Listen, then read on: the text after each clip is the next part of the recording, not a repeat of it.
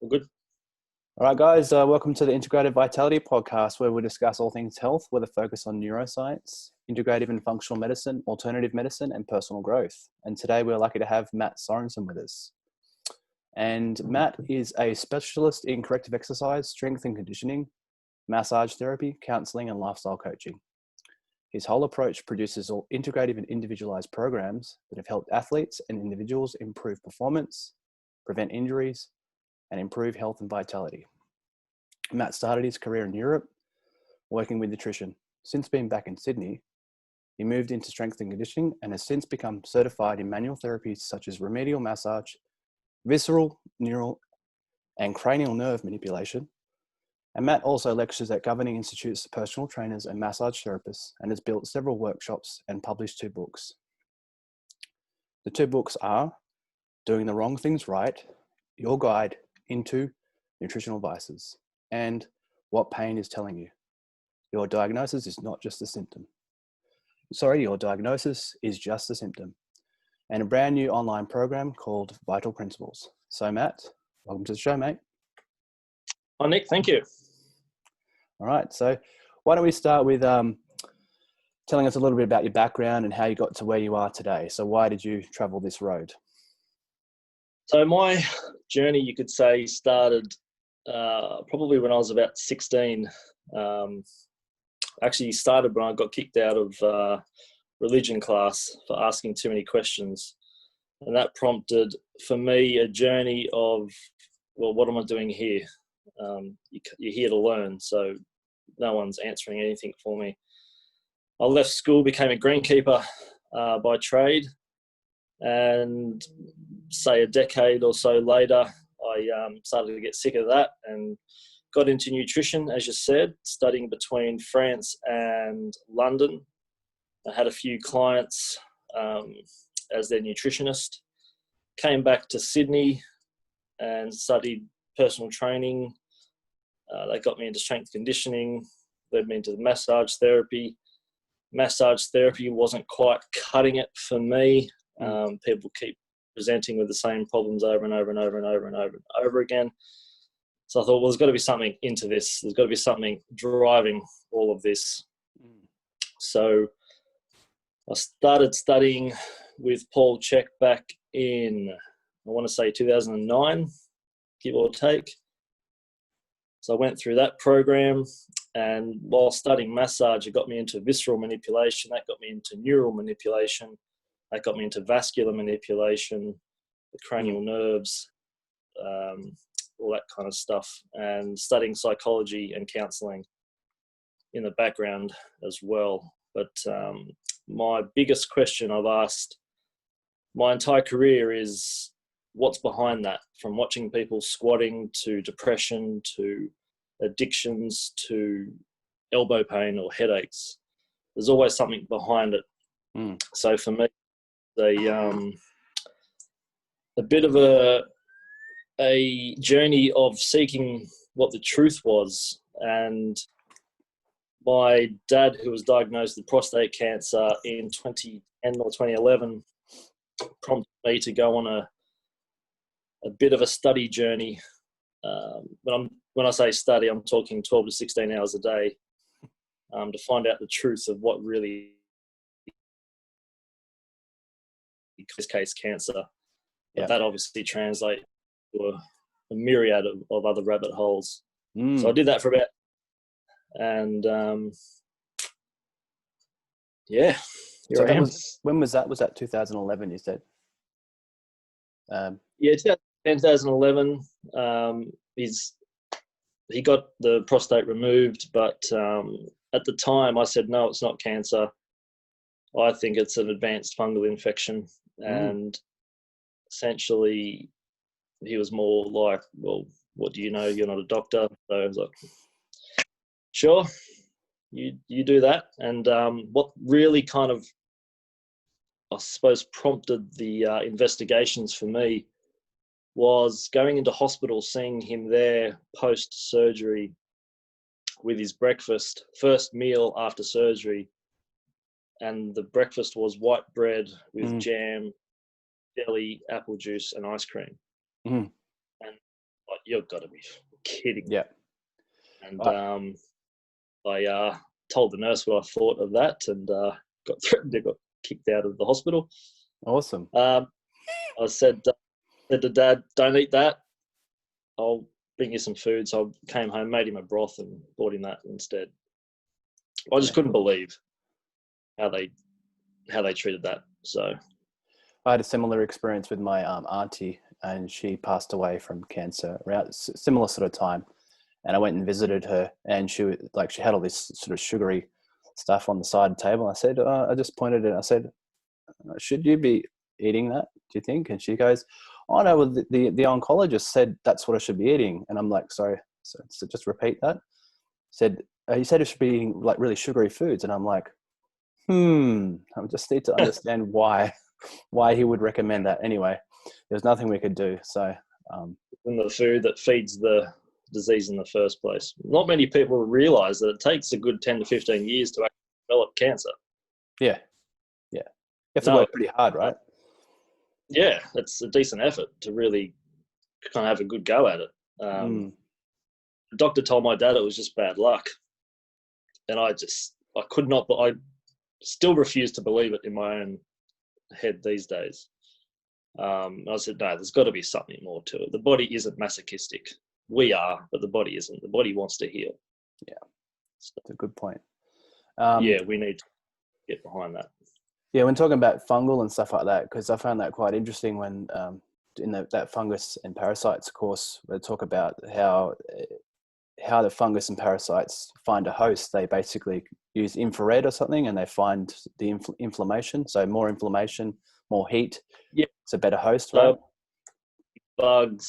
Bugs, fungus, and parasites are Mother Nature's decomposers, right? So they kind of see in infrared. So if you're swollen and inflamed, they look at you as a meal and essentially get a fungus and parasite infection. That's really Mother Nature deeming you unfit to live, if you really kind of think about it. Fungus and parasite infections really show up around stages 4 and 5 on the death process, and death being 7. So you're already halfway to death by the time you've got a fungal and parasite infection. But fungus infections can mimic literally any disease known, including cancer. That's pretty cool. So what's your go-tos in terms of addressing like fungus? It's very individualized to the person, obviously. Most people, practitioners especially, want to get rid of the fungus completely, not really realizing that if there's 100 trillion cells in the human body, that by definition, 90% of those cells are actually made up of bacteria, fungus, parasite, and viruses. Viruses, yeah. Eliminating those completely is probably not the best idea. What you want to do is balance the system, create enough health so you can share the environment with them. But the fungus and parasites feed off decomposing matter. So leaky gut syndrome is a great way to invite fungus and parasite infection in. Excessive sweets, processed foods, they're the foods that feed the fungus and parasite. And today in the Western culture, it's, everything that's essentially advertised on TV is just a buffet for fungus and parasites. So the first thing I would do is get them off the diet that they're currently eating. Typically, the simplest way would be to eliminate sugar, even if it's organic. Organic cuts of meat and fat, preferably organ meats, and eliminate below ground vegetables, with the exception of raw carrot and some fresh as well.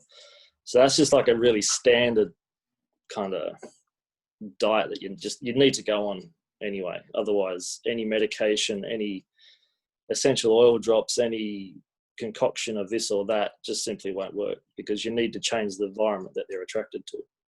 Yeah. Okay. That's it. Yeah. It's pretty full on. So like in terms of like, I know we're sort of going off script here a bit, but just going with it. in terms of your hierarchy in the way you look at the body, because I'm sure you have a pretty good hierarchy and way you structure your thought process when you're working with a client, where would you put like fungus and parasites?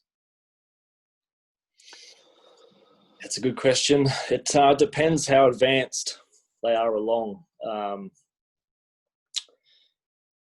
The first thing I like to investigate really is people's beliefs and thought patterns. And you can look at the gut, you can look at the diet, but essentially, if you really kind of get down to it, digestion or eating really starts with the thought process, because you have to think to do it.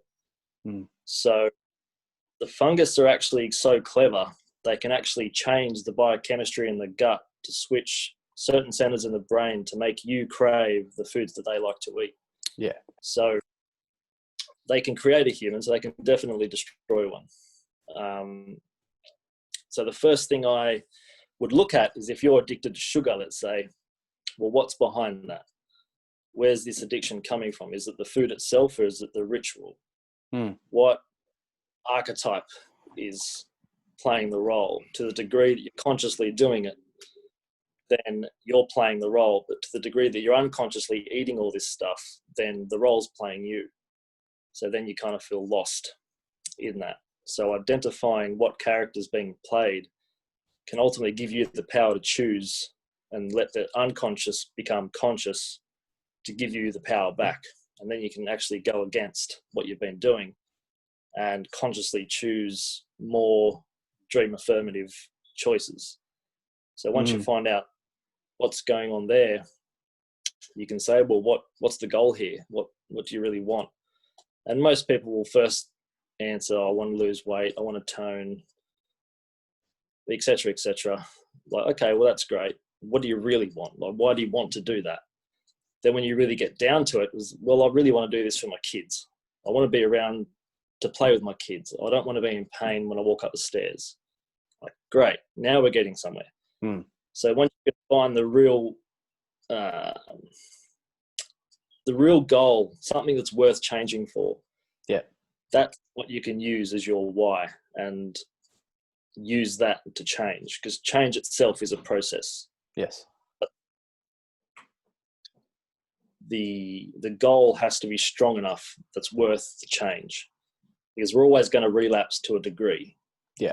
But if that's enough, then you'll be unstoppable in doing it.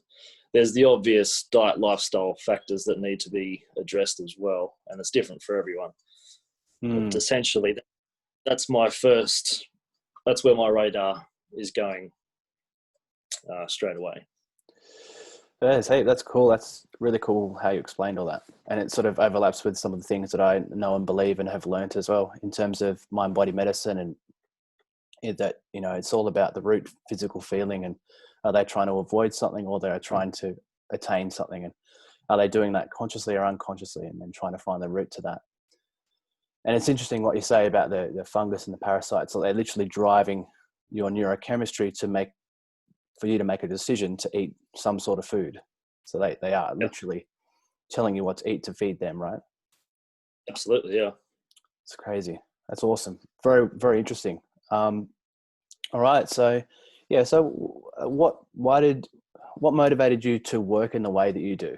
Obviously, you said that you touched on it before, where you said you want to know what's behind things. So, and why did you choose the mentors that you have chosen in your career? The people that resonated to me on a personal level. Personally, for me, I never went to university, and kind of proudly so. My perception when I was a kid, growing up, my dad was an accountant and my stepmom worked in a bank, I think at the time, travel agent at the time. So they came home from work in their suit, all dressed up, miserable and tired. So when I was a kid, that was my perception of childhood. That was my perception of adulthood as a child. Yeah. So I don't want to grow up. I don't want to be that. Yeah. And, you get drilled into you as a kid where you have to go to university, you have to do this, you have to do that to make, to get a good paying job, to make your way in the world. And when we were at school, that was probably the reality. That was the truth of it. You had to go to university or a college to get further education, to get the good job, to pay your way in the world. The idea of that turned me off unbelievably so much. It was incredible. So for me, I couldn't help but think, well, there's got to be a different way. This just can't be the only way to live a life. Surely we're not here just to do that. So I found mentors like Paul CHEK, who himself got kicked out of school. He joined the army, I think, then did a myriad of different jobs, all self-taught, self-studied. He, studied under certain people, and he made his own way. And when I came across his work, I was blown away with the intimacy in which he knew what he knows, from the mental, emotional, to the anatomy, to biomechanics, to diet, to nutrition, to name it. And I thought, when I first was introduced to his work, I thought, God, I wonder how many degrees he has. I remember I got the opportunity to meet him one time. I said, where did you go to school? Where did you get all these qualifications? He goes, what qualifications? The only degree I've got is milking cows. And that was just like, wow, okay. Here's a guy that's done it himself, and he's doing all right. So that's someone I can follow type thing. I remember he inspired me as well. I remember back when I started as a PT and then started doing some of these seminars and courses, and I just remember sitting there just going, I didn't understand half of what he was talking about, but neither did everyone else. And most of the people in there were like osteos, doctors, and all sorts of people, and they were all going, whoa. And he just definitely, I was like, if I can get a quarter of what he knows in like however long, I'll be pretty happy. So it's pretty cool. Yeah, he's a unique individual, that's for sure. Yeah. But since being on the faculty, it's another level still. Just spending time with him, kind of outside the education stuff, and just kind of realizing that he's human as well. He has bad days, he has good days. He's not perfect like any of us. Was really just a big relief of, okay, like, I can be human, I can do this my way. And it's funny, since leaving school is probably when my education really started. So, I've studied under Jean-Pierre Barral, who's a French osteopath who came up with visceral manipulation. He's kind of like Paul in the same respect of, you could just let him talk and whatever comes out, it's just going to be mind-blowing. Studied a little bit of Guy Voyer and the Eldoa and the somatherapy. What's Eldoa again? Eldoa. Spinal. So it's essentially, it's a spinal decoaptation. So there's 120 odd postures in which you hold for a minute at a time, and it creates a lengthening of the spine. So there's one unique posture for every joint in the human body. Yeah. And kind of a love-hate thing, because you'll hate doing them, but you'll love it afterwards. Yeah. Yeah, cool. I've heard it being bounced around the circles for a while. And just going back to the CHEK, obviously you went through all the education right to the top, and then you got tapped on the shoulder to become a teacher. How did that feel, and how did that come about? Well, actually, when I was doing HLC 3 with Paul, I remember one day it was pouring with rain, and we were supposed to go out to do like a group Tai Chi session. And a few of the girls were, I don't want to get wet, blah, blah, blah. And I just walked out, and I thought, we're going to do it anyway, so let's do it. And he kind of looked at me a bit, like, okay, let's go. So we did that, and then we came back like dripping wet. And I just said, what would I have to go through to be an instructor? And he's like, well, there's a bit of a process to do it, but if you want to do it, you'll do it type thing.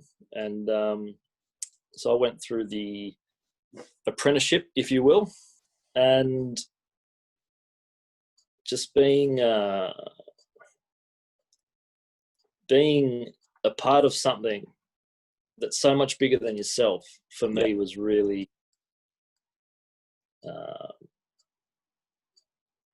it was more valuable for me than getting any degree or qualification or anything like that. Just having the support of, like-minded individuals, and Paul himself is just, it just feels really right. That's the best way I can really kind of say it. And helping people in the capacity, in a way that not many other people think how to help people. Most people will go to a personal trainer or a physio for a physical problem, or they will go to a psychologist for an emotional problem, or a surgeon to get something cut away, taken away. But the CHEK system really covers everything, and getting to the root cause of it is really the only way to kind of go. And that's why I wrote the books, because people really need to know that it's not, there's a reason everything happens. Yeah. And like, the body doesn't wake up and decide to be sick.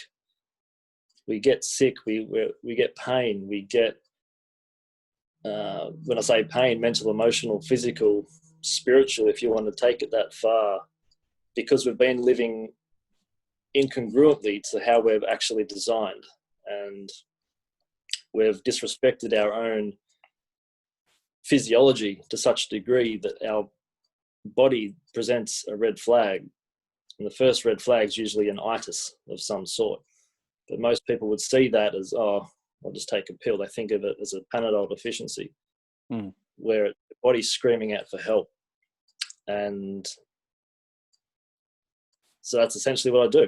You just coach people to read the messages of their own body. Yeah.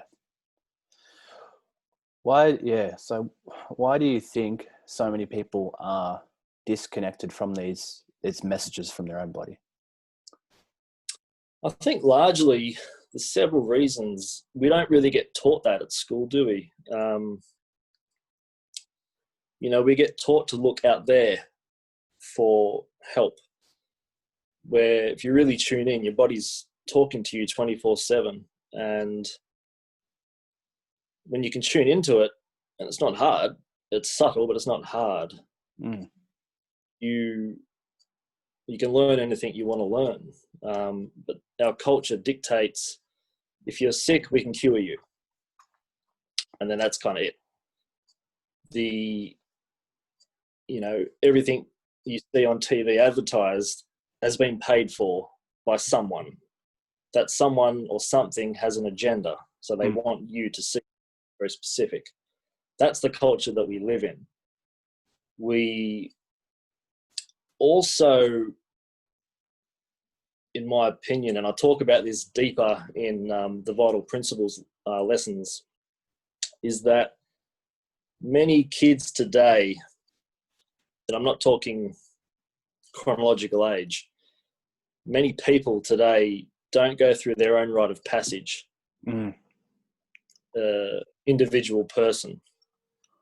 Now, for me, my rite of passage was going through Europe, surviving without daddy, without the umbilical cord that is family, different language, different culture, completely different work than I was used to, and surviving on my own. Now, a couple hundred years, that would have been, a fight to the death or near death or whatever it is, but that's probably frowned upon a bit today. But most people don't really go through that initiation within themselves. Yeah. And I think a lot of people do these adrenaline sports and adrenaline activities because they want to push themselves to that level to see where the edge of survival is for them. Yeah. It's like a form of hormetic stress. So they stress themselves to push the boundaries of what they can do. Exactly. And I also think that's a large part of the reason where the big push for psychedelic medicines is very popular today as well. Yeah. Because they're innately looking for that experience of their own rite of passage. And we don't really have that in our culture. I mean, these days, if you look at someone sideways, you can get sued. So we've lost that culture. So I think we go out and do these things, these pursuits, and it might not cause physical pain, but it causes a definite internal tug of war. And people will try and, quote, medicate that with alcohol, with drugs, with addictions to this and that. They will play a very physically, contact sports, because they're innately looking. Ultimately it's a spiritual pursuit. But that pain it's also biological, isn't it, as well? Because it's wired into us to be some sort of warrior, have some sort of warrior experience. Absolutely. Even in my book, I go through the archetypes of evolution, where we go from a child learning we learn how the world works, who we're safe around, what does safety, security mean for us. Then we go into the warrior archetype, which is archetypally puberty kind of thing. This is where we start to develop our own ideas, and we realize that we don't necessarily have the same visions or ideologies about religion, sex, diet, whatever it is. We have a different opinion to our family and our parents or our tribe. That's where we really stand up for what we believe in. And puberty can last anywhere from ages of 10 to 40 or 50, really. Then you go into the wise man, wise woman phase, the king queen phase. Created this empire of wealth. You've got your land, you're paying your way in the world, you're doing this, you're doing that. So, which can obviously set up a very complex existence for that time. But you can have all that, but you might not get along with people. So there's that friction there. And you might be worth $1 trillion, but if you don't get along with people, well, then what can you really do with that type thing? Yeah. Then going into the simplicity curve, you are then activating the wise woman or wise man phase, where complexity goes into simplicity. And that's ultimately dissolving the ego, and you're having more experiences of openness and oneness, and you can see the child in others because you're ultimately seeing yourself in them. But to the degree you don't go through that journey within, that can and often does show up as pain, and it can present itself as knee pain, back pain, neck pain. It causes pain, dysfunction in self, relationships, and it's often a mental, emotional backpack full of bricks that's heavier than anything you'll ever lift in the gym. Yeah. And it can show up as any pain, physical, mental, emotional, spiritual. It's just really how you decide to express it. Yeah, pain's just a signal to your conscious mind to change something, right? Yeah. Pain is an indication that something is about to happen. And I think how does it, how does it go to your knee? Well, if you're thinking in a certain way, that's going to create a certain type of posture or a certain type of movement pattern. And that movement pattern over time is eventually going to degrade the joint. And then it's a real physical thing maybe going on there, but maybe it was caused by the original thought patterns, which are driving your movement and your posture, right? Well, a lot of people don't realize that our organs and joints are endowed with mechanoreceptors that actually communicate directly to the psyche. So, for example, the knees, they're connected to our self-confidence. And someone with a posture of flexed knees indicates that they're low on self-confidence. if they've got hyperextended knees, they have an intention to dominate. So there's a lot of, it's funny because at the moment there's a lot of research going on correlating posture to emotional states. Yeah. A lot of the left brainers out there are saying, no, it doesn't. There's no correlation. It's all airy, fairy, woo-woo, blah, blah, blah. But the reality of it is they can't disprove it. And anyone with depression almost always shows up with increased psychosis, and they've got the weight of the world on their shoulders. It's obviously too heavy for them, and they try and hide in their heads. So they present with that posture. So posture is very symbolic.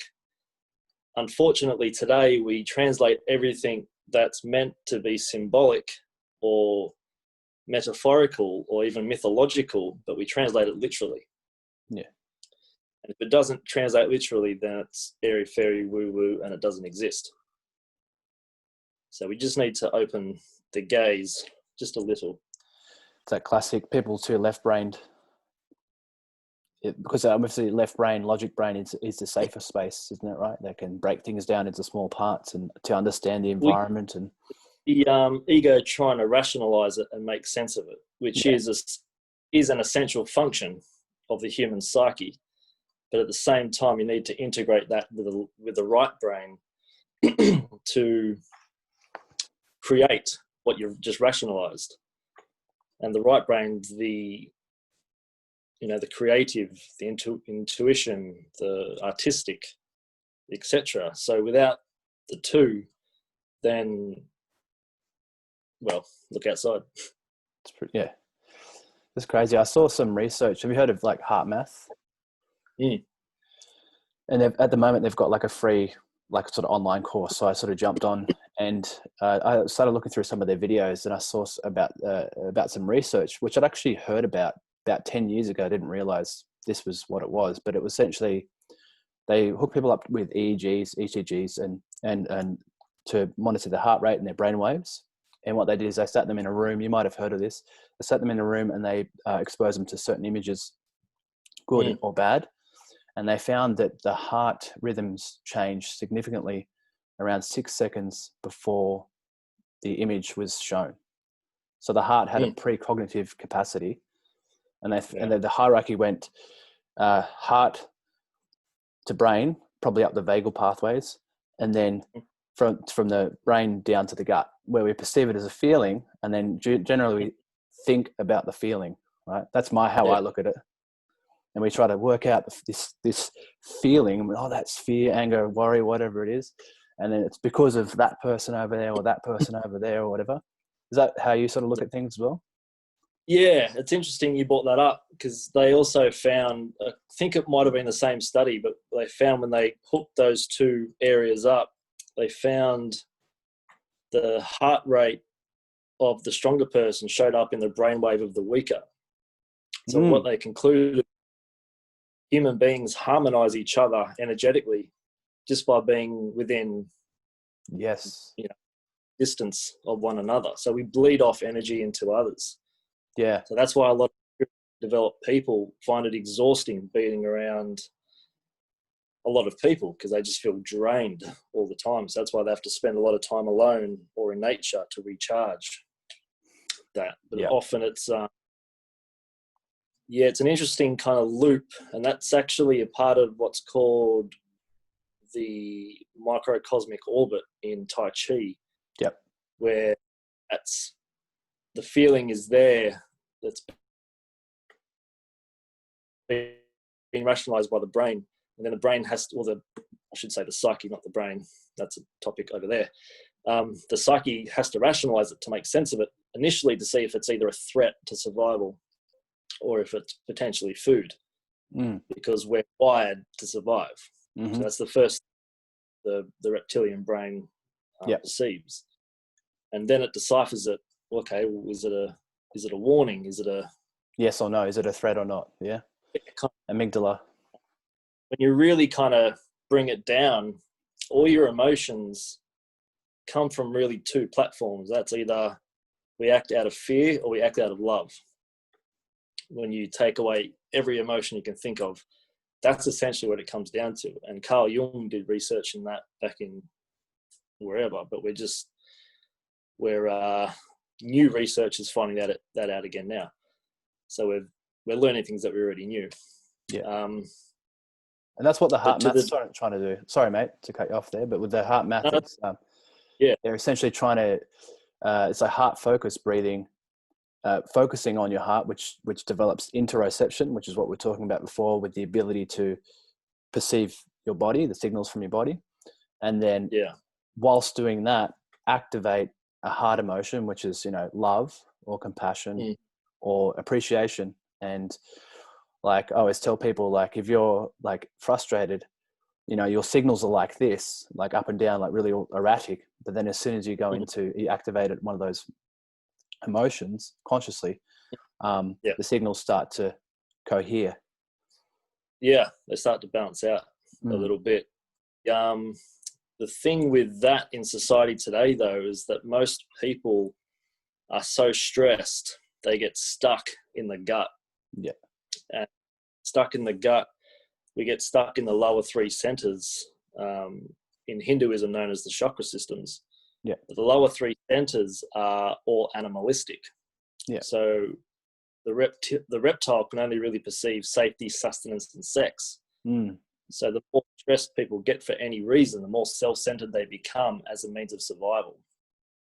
In archetypal language, the Carolyn Miss termed it survival mode, or you activate your survival archetypes. Yeah. And perceive and act through that platform. And so I might give someone some advice on how to eat better or how to move better or something on whatever. And I'm really just loving them, trying to help them as a fellow human being, but they might perceive that as an attack against their ego.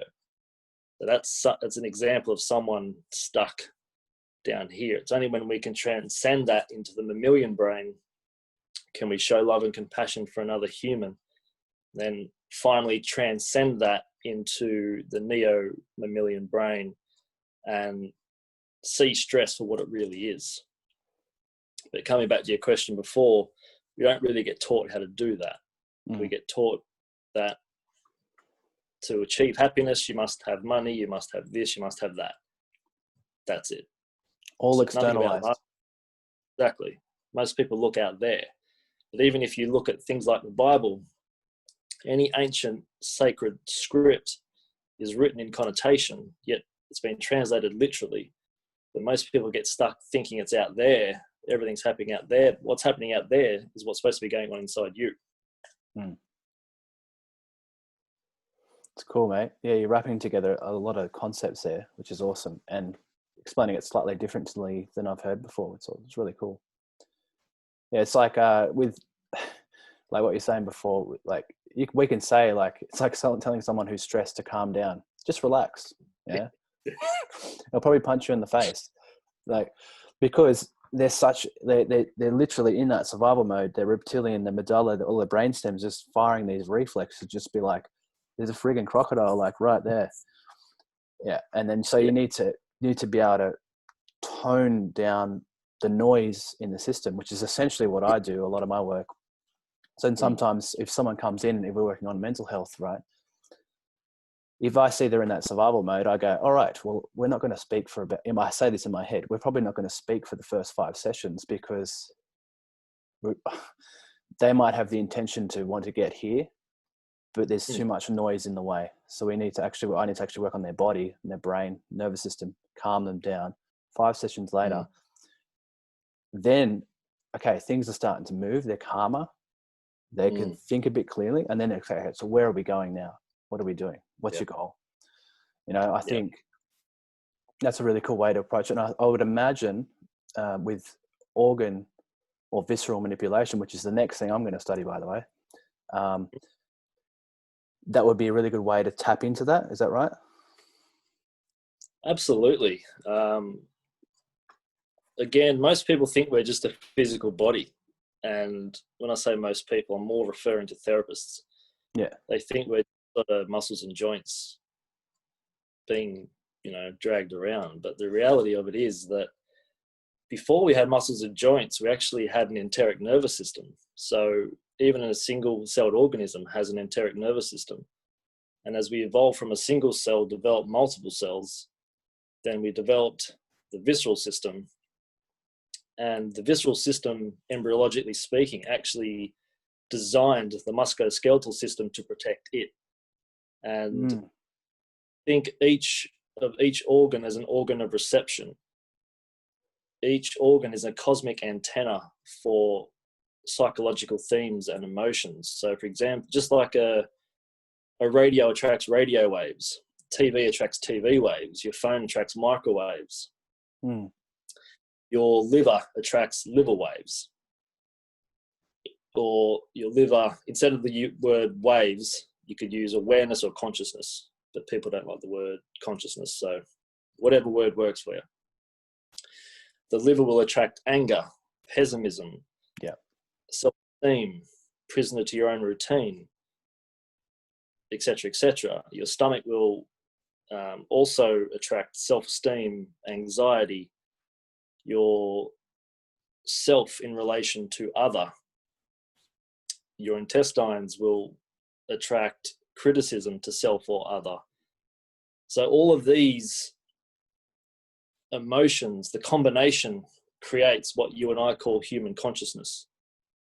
And to the degree that we are healthy and have a clear lens of life, that's essentially how we will perceive life. But we perceive life through a mixture of our internal environment, our external environment, and our conditioned beliefs. I might say something to you and you might disagree with it, but that's really the awareness of opposite of opposing belief systems, if you really want to get down to it. And there's no right, there's no wrong. It's just, that's your truth, that's my truth. It's as simple as that. That's perceived very differently today. But getting back to the visceral stuff, I should have warned you I can tangent. It's all good. It's awesome. It's good. Yeah. The visceral manipulation is really the mobilization of the soft tissues around the organs. So it's a very, very light, very, very precise manipulation of the organ tissue. And Jean-Pierre Barral says we hold emotions. The physical representation of the emotions are held literally in the fascia surrounding the organs. Yeah. So you can anger by mobilizing the liver, as an example. Yeah. Each organ has a physical function, psychological function, emotional function, and a metabolic function. So working with the organs, you affect every single system that we have. And it's very deep work, and just due to the interconnectedness of the human body, it's the pebble in the pond. I can just touch your stomach and it sends out just a complete, opens a complete network of communication between brain and body. Yeah, yeah. And that's really kind of the purpose, is to open that pathway up, because often trauma will start with a fall or an emotional trauma of some degree. Yeah. And we will store that in the tissue. Now, the best example I can give with that is if you were to grab your shirt at your belly button level. Yep. And I'll do it, sort of scrunch your shirt up as much as you can. And then you can feel that pulling your head forward and your shoulders forward, right? Yeah. Now, try and lift up your shoulder. My shoulder's kind of stuck in my shirt. Yeah. But when I let go of my shirt, shoulder frees up. Now, that happened over a few seconds, but people's body adapt to these postures over decades sometimes. Yeah. Yeah. So it's the build-up of micro traumas in life that really kind of kickstart this whole thing. And your body will then compensate, because that's what it does, right? Mm-hmm. It will avoid pain any way it can. When we have a functional compensation, if that's not addressed, then we develop a structural compensation. Yeah. And that premature breakdown of joints, capsules, etc., etc., etc.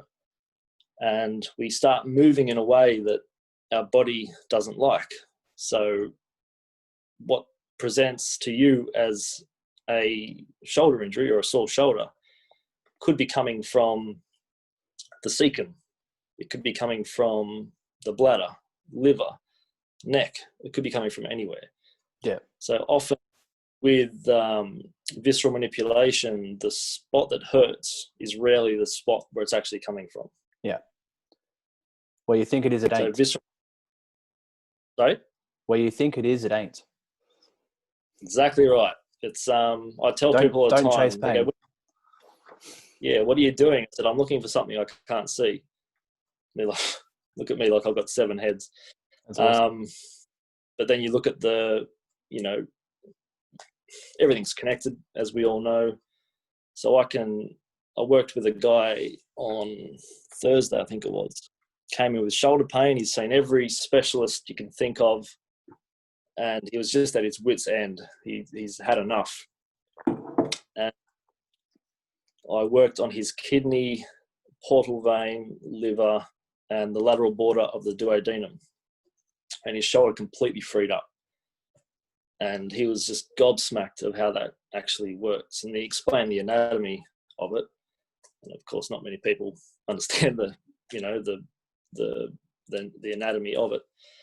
But they don't really need to. They can just, it feels better. Most people don't really care. They go, as long as it feels better, yeah, all exactly. good. But they don't realize about these little micro traumas in life. And his real diagnosis was essentially, as a kid, got bullied at school, and he held the tension of that in his right kidney. And his right kidney pulled on his duodenum, which then kind of twisted his portal vein. So he had digestive issues as well and toxicity issues. And he's tried every diet, given up alcohol, etc., etc. And then when I released all of that, there was a big emotional tension in the amygdala in the brain, and dissipating the tension between the liver and the amygdala, his whole body just relaxed straight away. Okay, so just for me, because I work with these things such as the liver and the amygdala and stuff all the time, but probably in a different way. How can you feel whether there's tension in a part of the brain, the limbic system? How do like, I know that they train you how to do that, but how does that work? Well, you use the most sensitive part of your body, which is the hypothenar eminence, and you put that on the coronal suture of the skull. And from that, depending where you put it, your hand on the head, you can pick up the emotional centers, you can pick up the structural centers, the circulatory issues. It can be picked up as a thermal hotspot. It can be picked up as a tension. Emotional tension will draw you into the body. So you're collecting the global information of the entire body through the fascial system. The fascia is the body's wiring system, and it wires everything together. And the organs kind of act, the meridians, I should say, act as more battery packs. Yep. And the teeth in this analogy would be the circuit breakers. So with all this information, it has to get processed by the brain. And depending where you're holding tension in the brain tells me a lot about what caused the event in the first place. Okay, yeah, that makes sense. Yeah. It was an event where a relationship broke up, whether it was personal, professional, I'm not really sure. We weren't quite there yet in the rapport, but I asked him if something had happened. He said yes. So that was the ultimate diagnosis of his condition. But I always allow their body to speak to my hand, and I ask the body what it wants my hands to do. And it's funny because at the start sessions, people will say, I've heard a lot about you, not really sure what you do. What are you going to do to me today? And I just laugh and say, I've got no idea until your body talks to me. And again, most people look at you like you're from outer space. That's the honesty of it. And yeah, is that the listening techniques? Yeah. Say again, sorry? Sorry, is that the listening technique when you're talking about, where you're basically Yeah, you're listening through your body, through the listen through the, perception of your body? yeah. Do a global listening, which is a global asking where the tension is. Then you go to a local listening, which is more the local specific tissue. And the extended listening is what is that primary tension? What is that communicating with? So you might get drawn to the cecum as an example, but you might get extended listening to the kidney or the liver or the stomach or the psoas muscle, whatever it is. Yeah. So at least communicating with what, and then you break up that communication and allow that to communicate to the brain. And all you need to do is make a 20% difference for the brain to recognize, oh, okay, I've got something there I need to work on. Yeah. Because it's essentially, especially when you're talking about the organs, right? Like 80% of it is to the brain, not the other way. So it just needs to see what's happening, and then it does the corrections itself, right? Exactly right. I always tell people, really, the pathways from inside us, the periphery, is like a double lane highway. But the information pathways from the periphery inwards is like a goat trail. You understand that analogy? Mm-hmm. Yeah, that's awesome. So I would imagine that, like, listening technique is very much a right brain sort of technique, right? It's not really logical, right? Or is it? Yeah, you could. Well, I think I don't know. If you asked me that 10 years ago, I would have said definitely yes.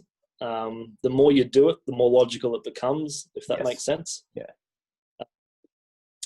It's one of those things where you feel first, think later. Yeah. If you get a false positive, and like, yeah, I want, they come in with a sore knee, so you'll get drawn to the knee if you kind of hone in on it. So it's one of those things where you look over there, or close your eyes, put your hand on your head, and you'll get taken in a certain direction. And that direction, more often than not, is nowhere near where the spot that hurts. Very, very 20% of the time, if at best, I would actually work on the spot that hurts. Yeah, that's awesome. Yeah, that's really, really cool. And that's why I'm studying that later this year, so to learn that stuff. I love it.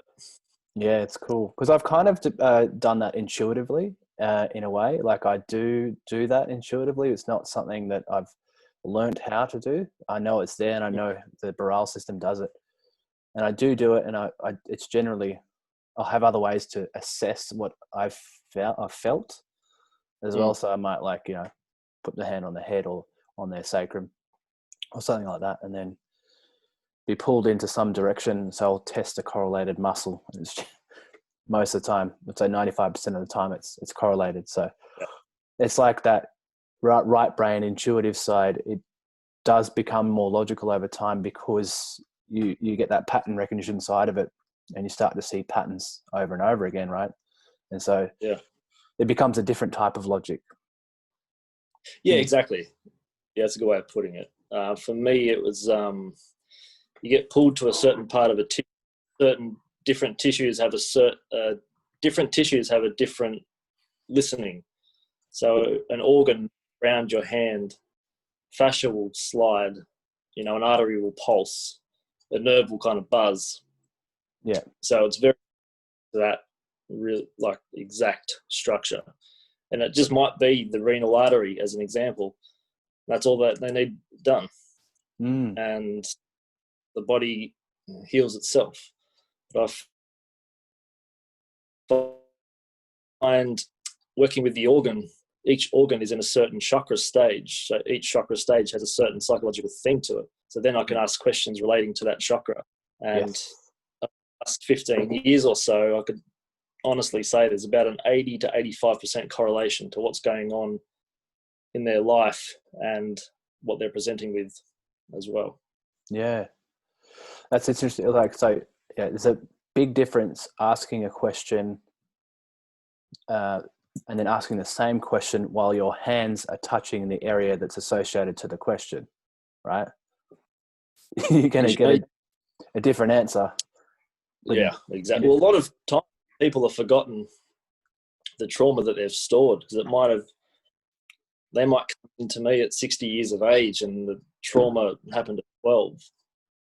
So they've completely forgotten about it. But the body doesn't forget. It records literally everything that we've ever been through, every thought, every stress. It stores it in the unconscious. And all you need is to kick your toe to wake up everything. And that's really an opportunity to heal that.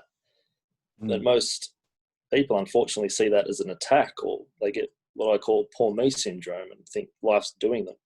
Yeah. But when you transcend all that and see it as an opportunity to grow yourself and heal that, then that's the real definition of healing. Yeah, that's awesome. So cool. All right. It's definitely some awesome stuff. So what was the motivation for writing your books? So the first book, Doing the Wrong Things Right, was from me being asked the same questions over and over and over and over again. And it was typically asked about 5 minutes towards the end of the scheduled session. Yeah. Every time I heard, oh, okay. And the question was usually, okay, well, how do I have that better then? Or how do I have coffee better? What am I supposed to eat for breakfast? What do I eat?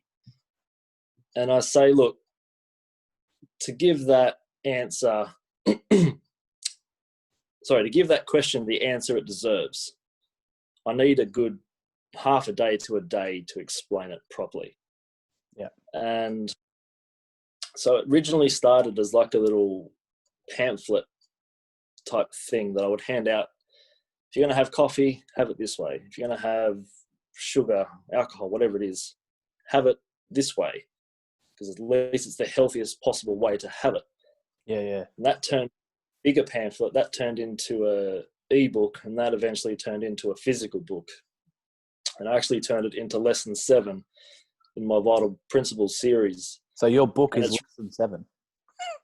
Yeah, that's how it's kind of evolved. But it really started with people asking me that question. And I thought, well, it's just going to be easier if I write the book, give them the book, and then all the questions are in there. Yeah. Ultimately, they can hire me for half the day and we can go through in proper detail, but here's kind of option B for that. So looking back at it now in the kind of grand scheme of things, what it really is a bridge between typically addictive foods to health. So I kind of didn't really realize I was doing that at the time. And I was working with a lot of addiction patients at this time, and I gave them the book. They found it really helpful.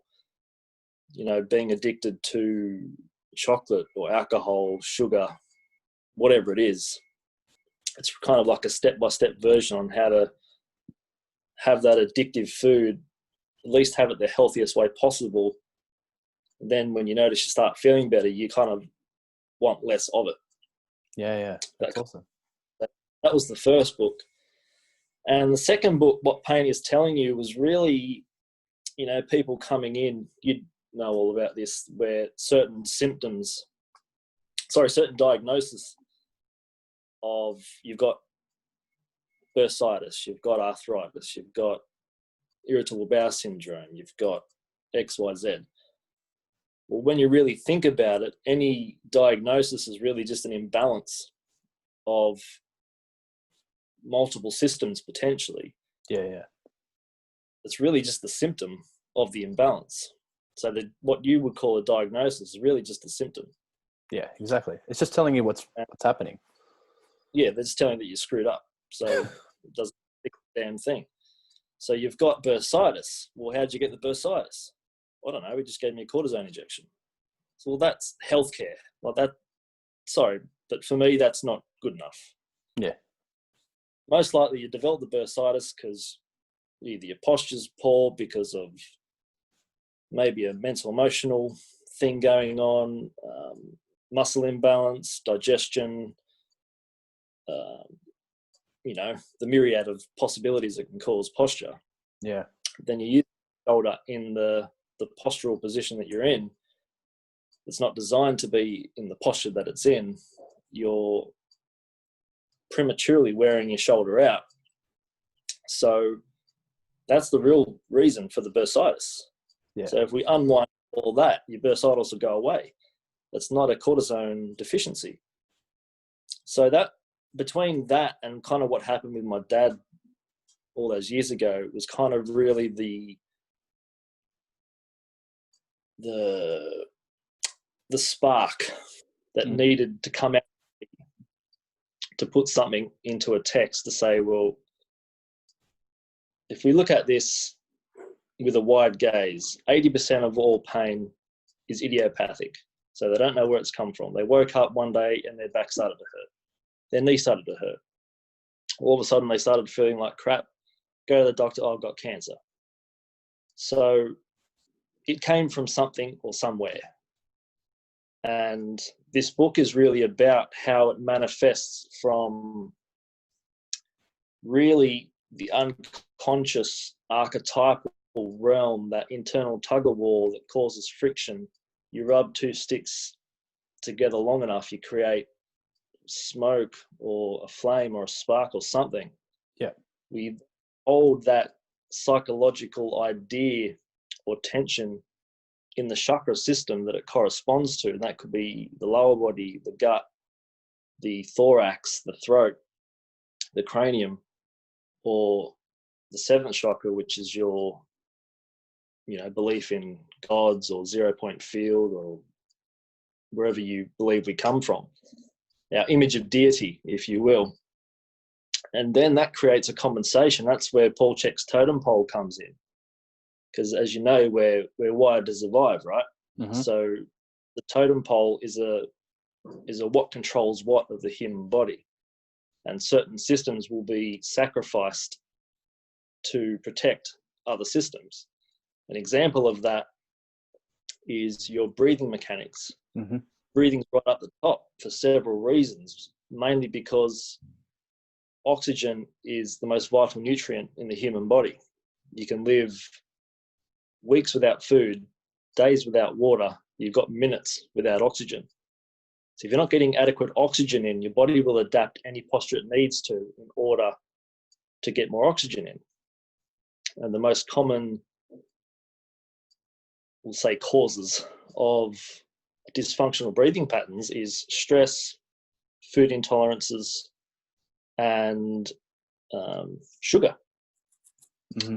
So yeah, and that's the real diagnosis, really, isn't it?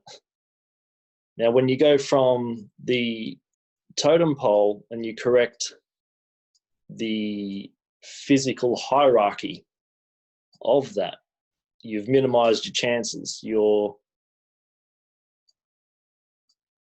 lower back pain, your knees, your shoulders, pretty much anything below C3 is a slave to your breathing patterns, your psyche, your temporomandibular joint, the way your teeth line up, auditory vestibular, eyes, your upper neck. Even the organs are quite high up there, and they correspond intimately with the emotions, because that's where we hold the emotions.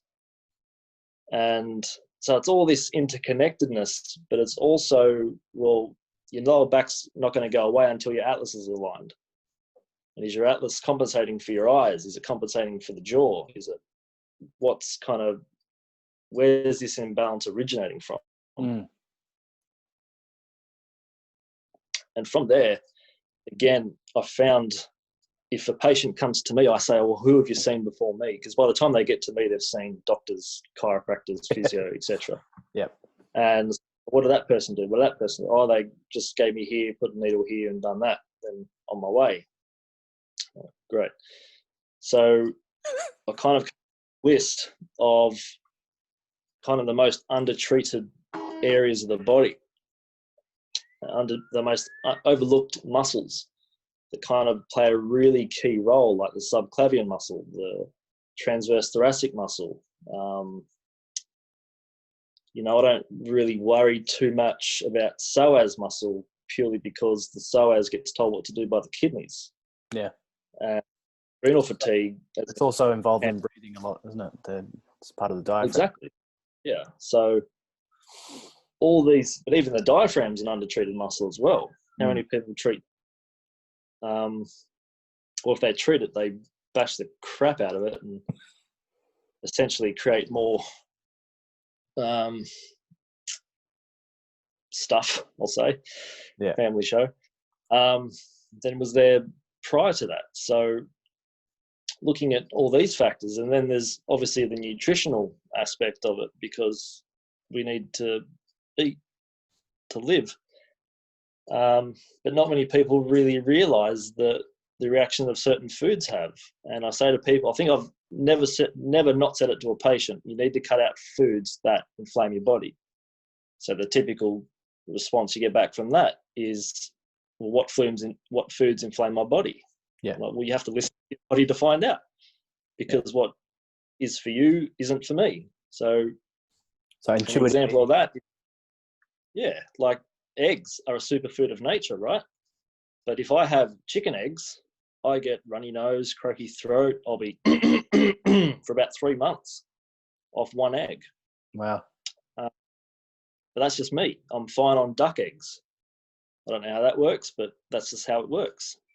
But I had to go in tune with myself to figure that out.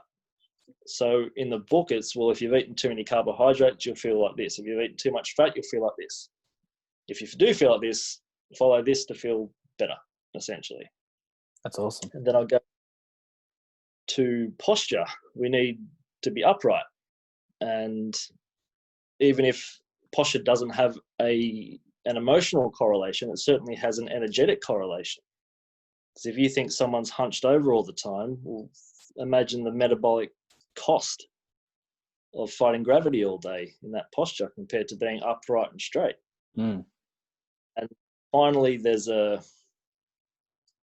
chapter of really putting it all together and essentially showing that the mind is the builder, and you have to tune your mind into anything to get anything to happen. Yeah. So really, are you creating what you want or what you don't want? And I think we know the answer for that for most people. Yeah. But it's really my dream with this is just to bring that awareness to people, whether it doesn't really matter what they have. Really, the condition has them, if you want to get into it. But I want to show people there's another way to look at it. You know, no one's lost. There's always a way to do something. And if something's not working for you, then you have to find what does work for you. And that's really the reason I wrote the book. Because I wanted people to realize that there is another way. What you see on TV, just because a doctor went to school for 75 years studying the knee, doesn't necessarily mean that that's the only way it's done. There's no diet for everyone. There's no one treatment for everyone. There's no one practitioner for everyone. We're all as different on the inside as we are on the outside. And most people get treated by machines when they go to a personal trainer or a physio, chiro, etc. And they don't really get treated as the individual that they are. As the whole person.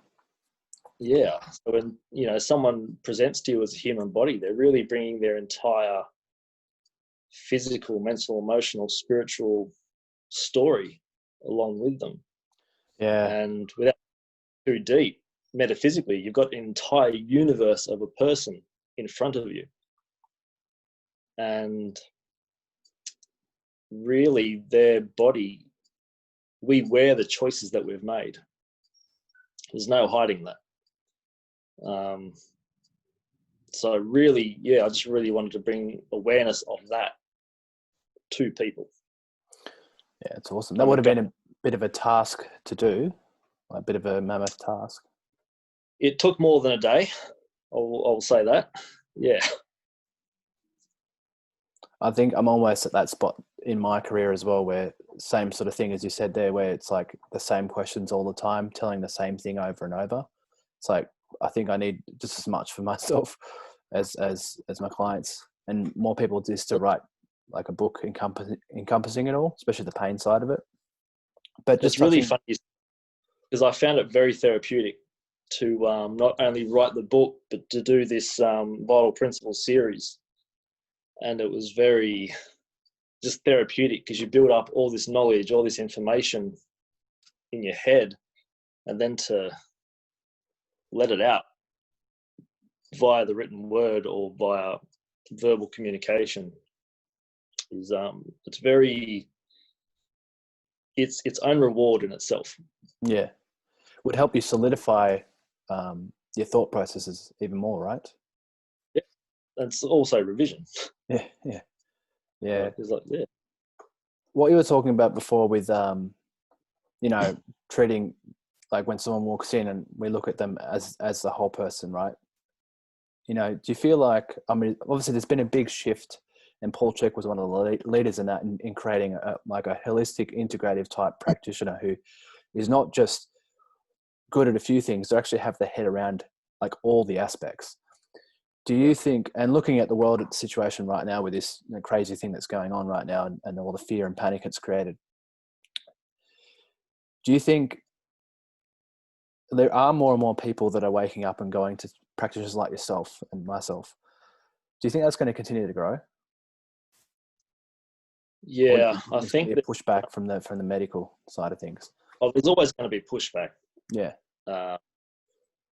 They've got too many fingers in too many pockets for there not to be pushback. For the natural health, I mean, obviously it's no secret that the pharmaceutical industry is trying to suppress the natural health industry. That's not a secret.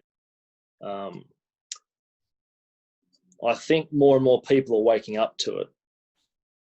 And I think the more people that wake up to it, obviously the bigger a movement is going to occur. And ideally, in a perfect world, it would get a lot more airtime. Yeah. Paradoxically, though, I think if it did become mainstream, because the pharmaceutical industries and the medical system funds so much corporate agendas, so many corporate agendas, and government this and government that, when you really look at it, we don't really have a government anymore. It's really a corporate headquarters. Yeah.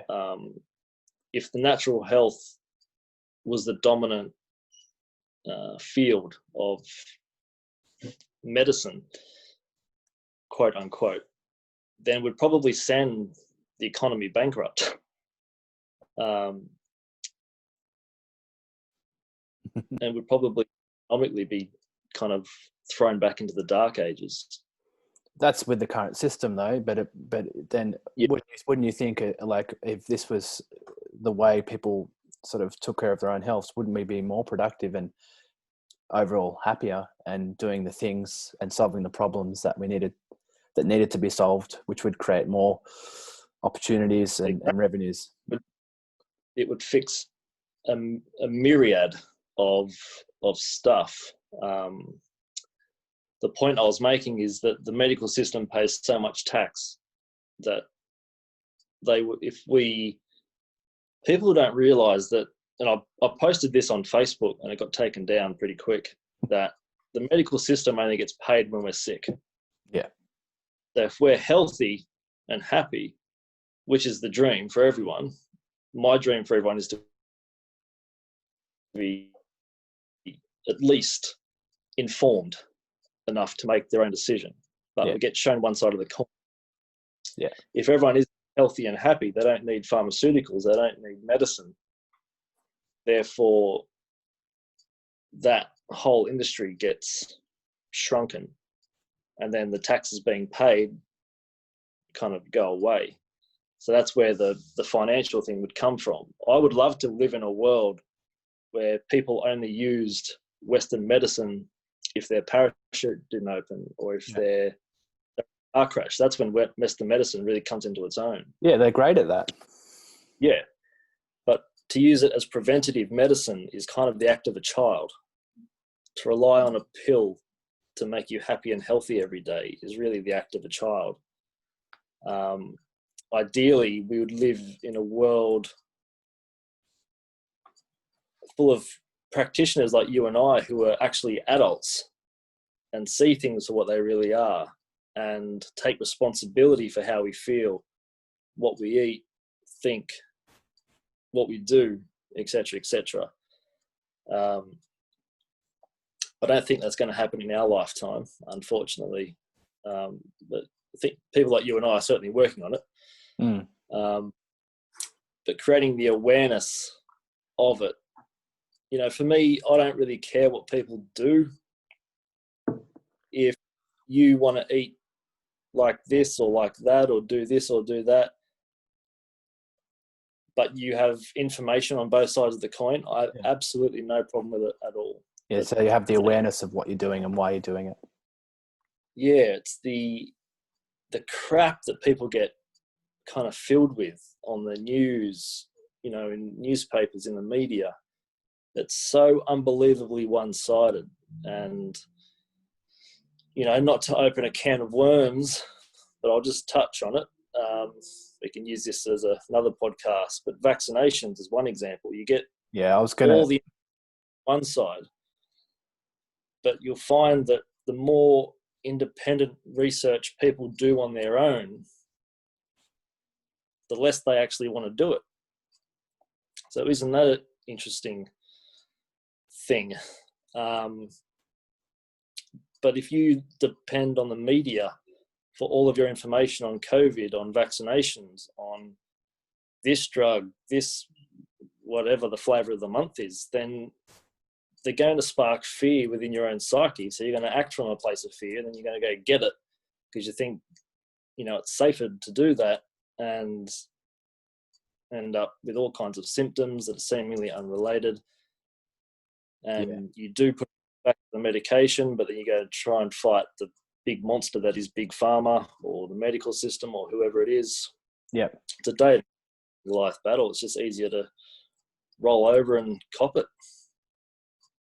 Yeah, it's a big subject, and that's what I know what you're talking about there. So, like with the message I've tried to put out in this Times is, instead of saying this is wrong or this is right, it's more like trying to educate people on here are some things that are going to help you no matter what's going on, to get you in the right state of mind. So then just gently encouraging, like, you know, science really is essentially going into looking at information without any preconceived beliefs or attachments to what you see or what you find. Because if you, as soon as, like, I mean, the amount of people that say that, I don't believe that, I only believe in science. Okay. That's unscientific. Science is not about belief. That's a religion. It's about information. You find the information. You look for the information. You look at both sides of the argument. And then both sides, if you look at both sides, then it makes more sense. And then you can use your brain, your mind, to be able to make a decision. But I do feel like there is a big shift happening with that at the moment. I feel like I've never seen as many people asking the questions that they're asking right now, which is really cool. So, really, I mean, as you said, you get information on two sides of the coin, then you maybe hire someone or get in contact with someone who has a lot of knowledge on the subject, have an intelligent discussion, make an informed decision.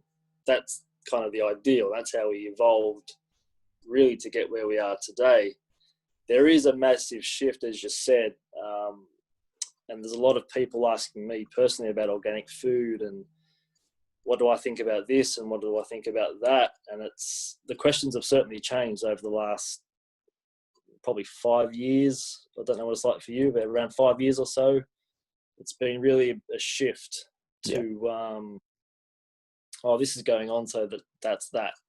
Now it's, this is going on. What do you think is driving that? Or what's what else is kind of going on, which is really impressive from a collective viewpoint. And I think on some level, the masses are certainly waking up, but waking up and doing something about it is also a different matter entirely. Can be quite isolating to certain individuals, and if you don't have the internal development to kind of go through that change, then it can be very stressful event. Well, that's it. I mean, if you're stuck in survival mode, and you're finding new information which conflicts with your worldview, you're not going to accept it because you're not in a state to be able to accept it. So you need to have done, like you said, be working on your health and your lifestyle principles and getting enough sleep and all that sort of stuff, and be psychologically, spiritually developed enough to actually find the information, because often the information is not what you thought it was, and that takes some sort of courage to actually accept it. And then when people, sorry to cut you off, you just made me think of when people bring that dilemma to me, I just simply say to them, well, congratulations, here's your opportunity to be an adult and find out if it actually works for you. And I'll go back to the diet thing I was talking about before. You might read in the paper that a list of 10 superfoods. So, I'm going to eat those every single day and live till I'm 170. Cool. But what if I eat blueberries and get a really croaky throat, runny nose, bloated, headache, whatever it is? Yeah. It can't be. That's a superfood. But what you're really finding out, well, I'm going to go against mainstream and it doesn't work for me, so I'm not going to have it. Or at least if I have it, I know the consequences, but I love it, so I'm going to have it, put up with it, and if I feel bad for long enough, I might have a little break from it for a little while. Yeah. And wait for the real celebration to have it again. That's true. I mean, I had at the beginning of last year, I did a whole year, no alcohol. I didn't drink a lot anyway. No alcohol, no coffee, no like cured meats or dairy or anything like that. I felt awesome. But then I think it was this week, I got a coffee by accident. Instead of taking it back to the person, I actually went, stuff it. I'm just going to have it. I knew the consequences that potentially, but I was like, no, I'm just going to have it and just drink it and enjoy it. And I haven't even thought about a coffee since. So I know I'm not in that sort of state where I need to have it. Same with certain, even alcohol. When I run a retreat in Bali, I had 3 drinks. I had 3 mojitos and haven't had any since. But it felt really good because I was like, yeah, okay, I'm just going to let loose for a second, enjoy them, and then put them on the shelf again. Yeah. Well, that's just what you call balance, isn't it? Yeah. It's awesome. For everyone. Oh man, I feel like we could go on forever with all this sort of stuff. It's really interesting. We've gone into some interesting areas. But at least 12 hours. At least 12 hours. Yeah. You talked about the vital principles. That's your video series. Do you want to just tell the listeners a little bit about that and how they can access that as well? Yeah. So the vital, my new, it's really kind of these are the lessons that I worked with people. This is what I found I got the most breakthroughs with. So there's 10 lessons, and I noticed not only my own development, but every client and patient I worked with got stuck at these specific kind of themes, you could call it. Identifying where our thoughts and desires come from, going into where we hold the energy, those thoughts and beliefs, physical posture, like when presented with those, our gut health, our, what controls what in the body, like we talked about before. Yeah. Breaking habits and addictions, from sugar to coffee to sex to even the shadow aspect of the archetype, which is really the ultimate addiction. I'll get into that another time. Then going into building the bridge between addiction and what your version of balance is, to how to getting out of your head, going through your own rite of passage, and then putting it together to really ultimately create what you want. And I've found clients that go through these lessons often don't need me as their coach anymore, which, as I said to you before, kind of shot me in the foot a bit.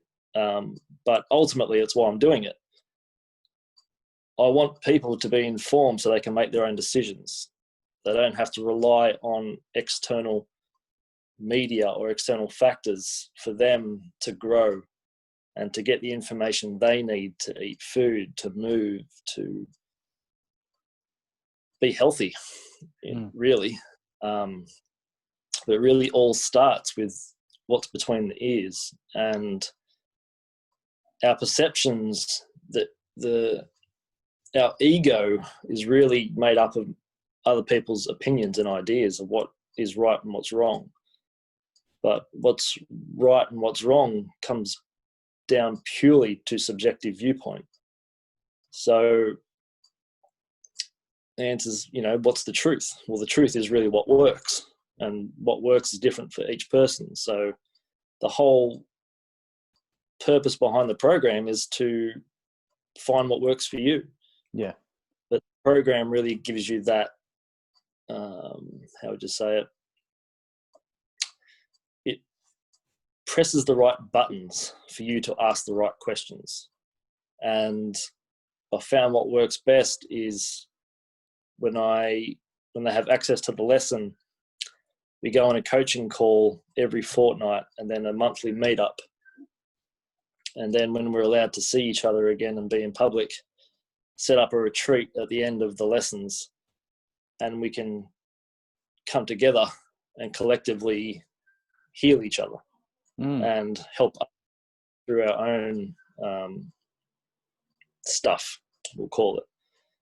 And the physical performance series, which will probably be out around the time this comes out, goes into kind of how would you say it? The kind of the physical factors that have kind of been left behind by mainstream PTs, and it's not the CrossFit, it's not the bodybuilding type stuff. It's more balance training. It's about how to move without pain. Yeah. Why your back really hurts. How to restore the function of your shoulder again. How to stretch correctly. All these things that seem quite simple, and most people think, oh yeah, I know, the basics of that. They know the basics, but they don't know why they're doing the basics. Exactly, yeah. And this physical performance series is really the concrete slab you need in order to do the cool stuff in the gym. Yeah. And almost always I was finding I had to take people back to these levels and take them through this process. So it was easier for me and them, and more cost effective for them, to go home, watch the video. Of course, if they have any questions, we go through that. But it's essentially really a self-help, and you'll spend a lot less time with a rehab specialist upon completion of all these programs, for sure.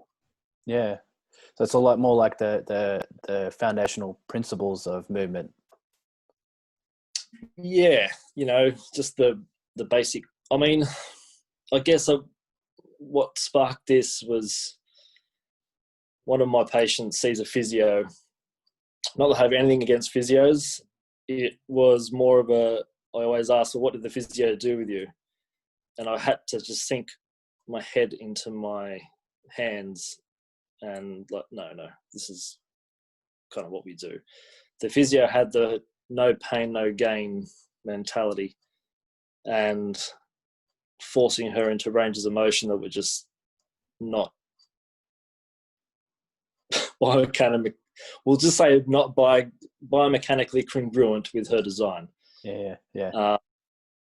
And he was like, no pain, no gain. And it's like, oh, no. That's Okay, the opposite of rehab to me. One of my rules in rehab is never, ever move into pain. Like, if you find pain, is essentially, okay, let's back off from that range and move around that, and then we can gradually move forward and forward and forward. You know, yeah, pain, it's a signal saying you can't do it. Yeah, I think he was more of an old school type. We can force the range and we'll get it kind of going. So, yeah, that was really like, people don't know this stuff. No, it's there, but people just aren't exposed to it. So my job was really to bring that into awareness again. I think you touched on a good point before that I just remember now, about like something may look simple in its application, right? Like a stretch or a move, like a mobility, something really simple looking, and they think, how can that be effective? And it's like, well, if you understand the mechanics behind how that actually works, then it's quite profound what is actually happening. I find that a lot with brain stuff I do with visual work and balance drills, and it's like, it seems really simple, but if you understand what's actually driving that, then it makes sense on how it's so effective and powerful. And if people have, it's like, if I look 13 years ago when I started out as a PT and I choose exercises, I actually still use similar exercises now, but the way I choose them is completely different because I understand the mechanics of what they're actually doing on different levels. So it's got a whole new course. And even the stretching thing, when you really look at it, like each muscle is like a string on a guitar, and before you exercise or play the guitar in this analogy, what do? You loosen the tight strings and strengthen or tighten the loose strings, right? Yeah. So you're tuning the guitar. So when we're stretching, we're actually tuning the body. Yeah. And each muscle,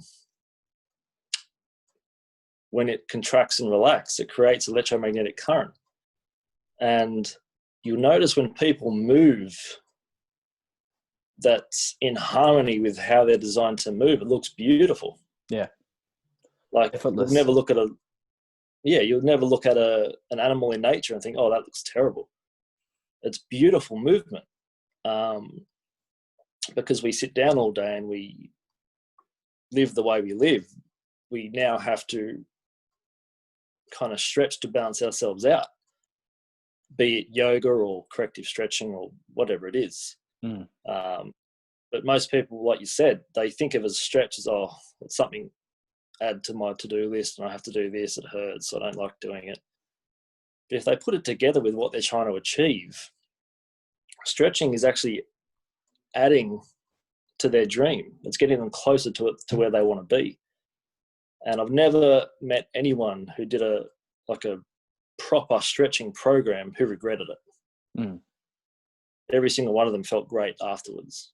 But it's the why behind it as well. And again, that's really what I wanted to bring to people's attention. Yeah, it's awesome. It's really cool. It's been awesome, mate. It's been a really, really good chat. It's obviously, I reckon we could do a lot more, as we said before. We'll probably have to wrap it up there. Just obviously you've got those products and services, and how do people find you? Where are you, like, you got your website, or are you on social media? Yeah, so I'm based in Sydney, and social media on Instagram is Matt Sorensen, SORENSENHH, for Heal Hub.